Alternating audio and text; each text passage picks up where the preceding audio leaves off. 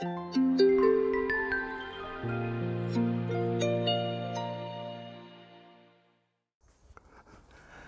everyone, it's Christian and I'm back with Bedtime in Barnes to read another couple of poems for you. And the two that I've picked today, I remember from my own childhood. My mum used to read them to me when I was a boy, and her dad, my granddad, used to read them to her when she was a girl. So they're quite old. They always put a smile on my face, and I hope you enjoy them as much as I do. So the first is called Paws Soft Spot by D.A. Ellsworth. All folks have some soft spot, Ma used to say. Something or other comes out someday, comes out before you know it, just like as not. Then us kids would say, Ma, what's your soft spot? And we'd keep a plaguing till Ma'd say, I wish you young'uns would run away. Ask your Pa about his, and like as not, he'll tell you willingly what's his soft spot. Then we'd agree to ask him that very day. When his train whistled, why right away we just skedaddled clean across the lot to be first to ask Pa, what's your soft spot? Pa, he said, my soft spot? Never had none. Wouldn't tell us neither, but just made fun. Then he'd tell his brakesman and he'd say, Great Scott, think you're going to tell him what's your soft spot? Then we all go home, and after a while Pa told Ma about it. And Ma, she'd smile. And we'd gin again a guessing till Pa'd say, Trot, time you kids was dreaming in some soft spot. And Pa'd never tell us when we was in. Every trip he'd come home, we'd gin again. Once George said when praying, he prayed a lot, Please God, wish you'd tell us what's Pa's soft spot. One day the operator sent word by Bert. There'd been a washout and Pa was hurt. Engineer was hurt too, and both might die. Pa wanted to see us to say goodbye. We was all so still when we went in. They was holding Pa up and fanning him. And Pa says, I may die just like as not.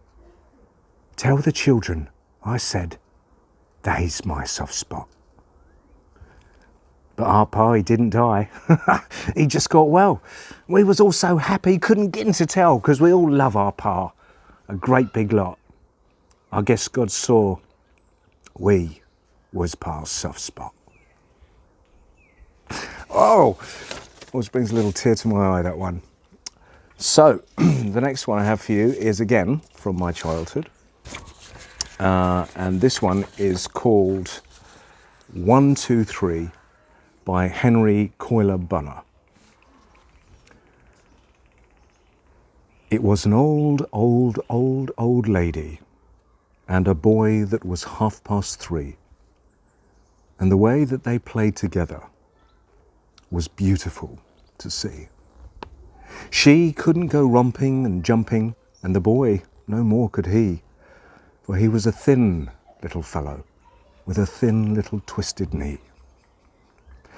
They sat in the yellow sunlight out under the maple tree, and the game that they played, I'll tell you, just as it was told to me.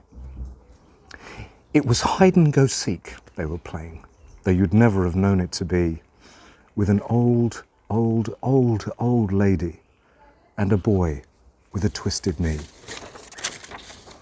The boy would bend his face down on his sound little right knee, and he guessed where she was hiding in guesses 1, 2, 3. You're in the china closet, he would cry and laugh with glee. It wasn't the china closet, but he still has 2 and 3. You're up in Papa's big bedroom, in the chest with the queer old key. And she said, you are warm and warmer, but you're not quite right, said she. It can't be the little cupboard where Mama's things used to be. So it must be the clothes press, Grandma. And he found her with his 3. Then she covered her face with her fingers that were wrinkled and white and wee, and she guessed where the boy was hiding with a 1 and a 2 and a 3. And they never had stirred from their places right under the maple tree. This old lady and the boy with the lame little knee.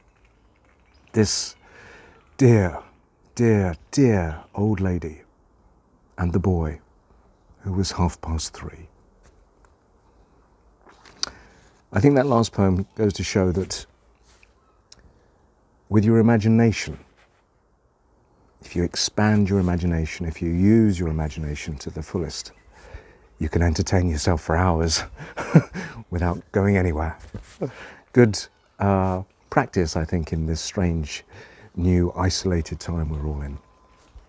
Well, I hope you enjoyed those 2 poems.